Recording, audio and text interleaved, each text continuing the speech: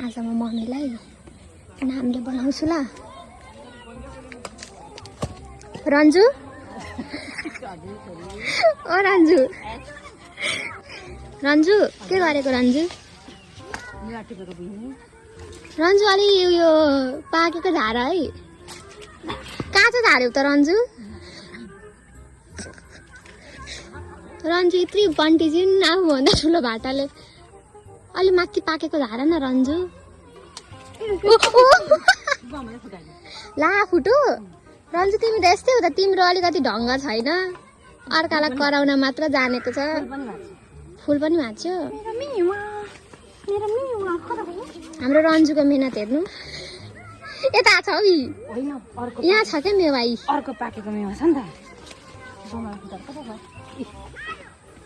रन्जुले काम भन्दा बेसी